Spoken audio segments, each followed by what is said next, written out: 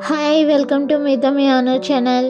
ఇవాళ మన super tasty యమ్మీ sweet recipe వచ్చేసి డబుల్ కా మీఠా అండి. Ramzan special best sweet recipe.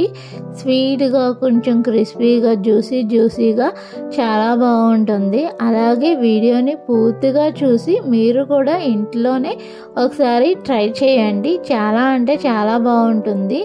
మరి ఎంతో టేస్టీగా ఉండే డబుల్ కా మీఠా చేసే ప్రాసెస్ ఏంటో చూసేద్దాం. మరి ఇప్పుడు డబుల్ కా మీఠా చేయడానికి బ్రౌన్ బ్రెడ్ని తీసుకున్నాం. ఇప్పుడు ఈ బ్రౌన్ బ్రెడ్కి సైడ్స్లో ఉన్న బ్రౌన్ పార్ట్ని కట్ చేసుకుందాం. ఇలాగే పీసెస్గా కట్ చేసుకుందాం.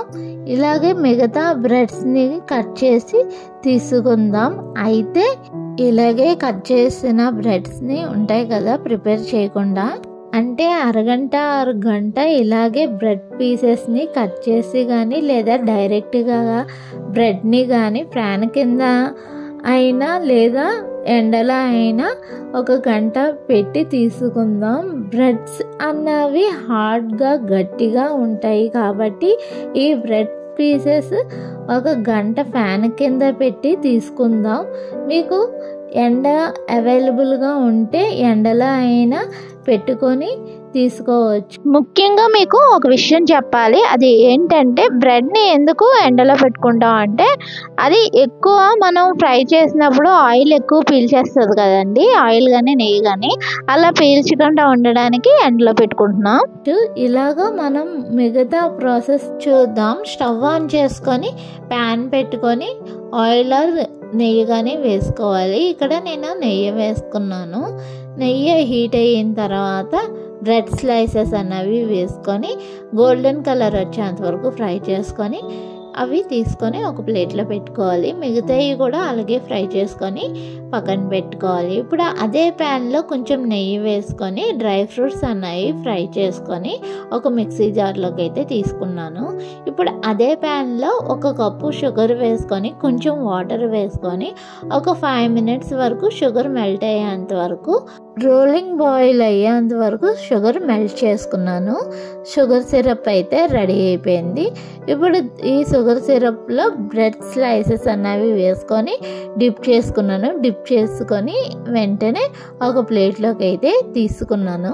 ఇలాగా మిగతా బ్రెడ్ స్లైసెస్ అన్నీ వేసుకొని డిప్ చేసుకొని తీసుకున్నానండి.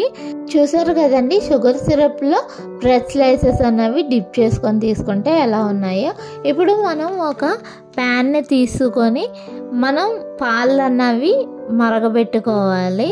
మరగబెట్టుకునే ముందు ప్యాన్ని ఒకసారి కడిగి తీసుకుందాం. ఇలాగే ప్యాన్ని తడిగా ఉన్నప్పుడు మనం పాలు మరిగించే ముందు పాలు అడుగు కట్టకుండా మాడిపోకుండా ఉంటాయి కాబట్టి పాలని వేడి చేసే ముందు ప్యాన్ని ఒకసారి కడిగి తీసుకుందాం. పాలన్నవి వేసుకొని మరబెట్టుకోవాలి. ఇక్కడ నేను నార్మల్ పాలే తీసుకున్నాను, ఎందుకంటే కోవా వేసుకుంటున్నాను. మీరు కోవా వేసుకోకపోతే ఫుల్ ఫ్యాట్ మిల్క్ అన్నది తీసుకొని మరబెట్టుకోవాలి. ఇక్కడ నేను పాలన్నవి 3 కప్పులు తీసుకున్నాను. ఇప్పుడు దాంట్లో ఇలాచీ పౌడర్ వేసాను. తర్వాత 5 tablespoon మిల్క్ మేడ్ వేసాను. 1/2 కప్పు ఫ్రెష్ క్రీమ్ వేసి 250 grams కోవా వేసి కోవా బాగా మెల్ట్ అయ్యేంత వరకు కలుపుకోవాలండి. ఇక్కడ కలుపుకొనే ఉండాలి, లేదంటే మేగడ కట్టేస్తుంది. మేగడ కట్టకుండా ఇలా కలుపుకుంటూ ఉండాలండి. అడుగన్నది కూడా పట్టకూడదు. ఇప్పుడు స్టవ్ ఆఫ్ చేసుకున్నాను. కోవా అన్నది మెల్ట్ అయిపోయింది. డ్రై ఫ్రూట్స్ అన్నవి వేసుకుంటున్నాను. చూడండి, డ్రై ఫ్రూట్స్ అన్నవి కచ్చాపచ్చాగా మిక్సీలో చేసుకున్నాను. మీరు చిన్న పీసెస్లో కూడా కట్ చేసుకొని వేసుకోవచ్చు. పాలు అన్నవి కోవా బాగా మెల్ట్ అయిన తర్వాత స్టవ్ ఆఫ్ చేసుకోవాలి. ఇప్పుడు పాలు కొంచెంగా ఈ బ్రెడ్ స్లైసెస్ మీద వేసుకోవాలి. ఇక్కడ మొత్తం పాలు అన్నవి వేసుకుంటున్నాను. పాలు అన్నవి బ్రెడ్ స్లైసెస్ బాగా డిప్ అయ్యేలాగా వేసుకోవాలి. అప్పుడు బ్రెడ్ స్లైసెస్ అన్నవి క్రిస్పీగా క్రీమీగా ఉంటుందండి.